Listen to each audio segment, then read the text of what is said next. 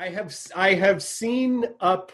I've not seen it in a long time because I get very emotional at sad things. And the first and every fucking Pixar movie I was going, you're not going to fucking get me again, Pixar.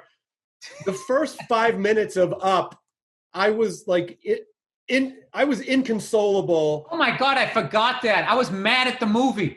It's like why did they put me through that? It was such an adult. Oh my God. I don't want to ruin it for people. But Jesus, the two things that they hit upon. Well, listen, if someone hasn't seen Up by this point, that's the spoiler is kind of on them. All right, hit pause because I'm going to say it in 3, 2, 1. Dude, the fact that she couldn't have kids. Oh, and then she dies. And then so she dies. Oh, it kills me. And then, Michael Giacchino, who is just a brilliant composer, I actually got the sheet music for it because I want to learn it on piano, but this just beautiful, like, waltzy piece that walks you through their lives, and they totally suck you in, and you don't know you're about to get kicked in the stomach because you're just watching, these two kids discover each other, and they're both kind of quirky, and then they grow up, and they fall in love, and they have this life together, and then they can't have kids, but they still have this wonderful life together, and then they're in the hospital, and she's dying, and you're like, what the fucking fuck?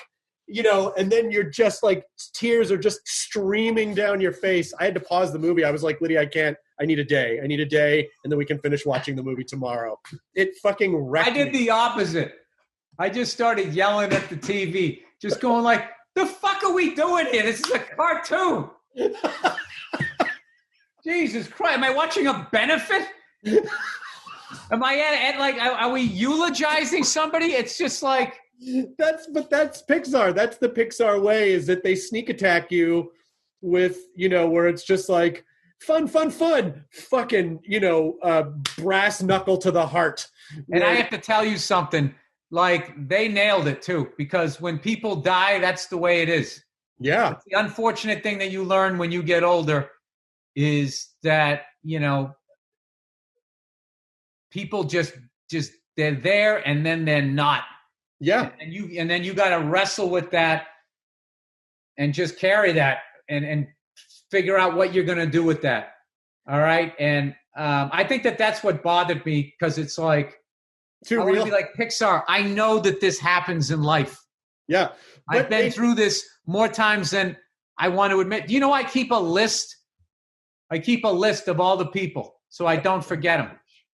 That's incredible. And I am up to like 40 comedians. Oh, that's heartbreaking. Like, 10, 11, 12.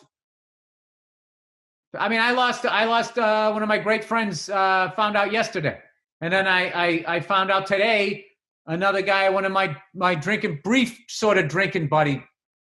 He kind of came into our circle and then spun out. He's a little bit younger than us. I just found out today he died. And it was just, And another thing, too, that sucks is, like, so many of the guys, it's like if they just went to the doctor and got their friggin' heart checked. Right. Like, guys, like, you're not doing the maintenance. You're not watching what you're eating, and you don't want to go to the doctor because you don't want to get that bad news. But it's just like, it's just, I don't know. It is. And the only thing that you can really do is, because there isn't anything you can do about it, it's just that unfortunate part of life, and our brains actually have a mechanism that protects us from really thinking too much about our own demise, because then I think people would just never do anything otherwise. So guys have all they can do to get their affairs in order. They think they're going to get jinxed, like it's a sports, like I got to keep sitting like this, and then my team's going to score a touchdown, or I'm not going to live. And it was like, one of the admirable the things that I admire about women is if there's anything that they feel is wrong, they just go to the doctor. Oh, my wife is like that. Yeah, my wife is like that. And her doctor, I started seeing her doctor when we got together, and I go, wow, he really tests for everything. And she goes, yeah, because you need to know. And she's right. I found out I have high cholesterol. I'm in good shape, and I have genetically high cholesterol. I never would have known if it hadn't been for my wife. And then you end up being a ticking time bomb, because I had a buddy of mine, like, in the same shape as me. Same shape as me. You would never would have known it, and just dropped. It's let's not talk about this. See what Pixar does? Do you see what Pixar? Pixar is a scourge on you. I was singing the Jungle Book, not like Disney's any better. Now and next thing you know, I'm talking about all my friends that have friggin' dropped dead. Dude, well, I do have to say though, spinning off of that, because I exercise, 3 times a week, and something that still rings in my head many times when I get up on the treadmill or I go to start working out was an experience that I had with you, I think in Montreal, at Just for Laughs, maybe 8 or 9 years ago, whenever it was. I was going down to the fitness room when you were leaving, and you held the door for me, and I walked in. You go, as you walk away, you go, "Hey, it's nice to see someone else who gives a shit."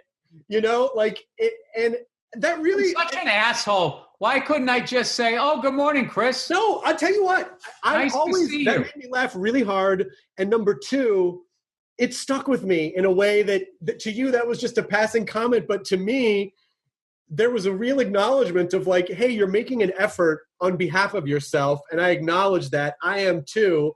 And so there was this little mini bonding moment. And I still remember that phrase when I get up on the treadmill sometimes. I go, "Hey, it's nice to see someone gives a shit."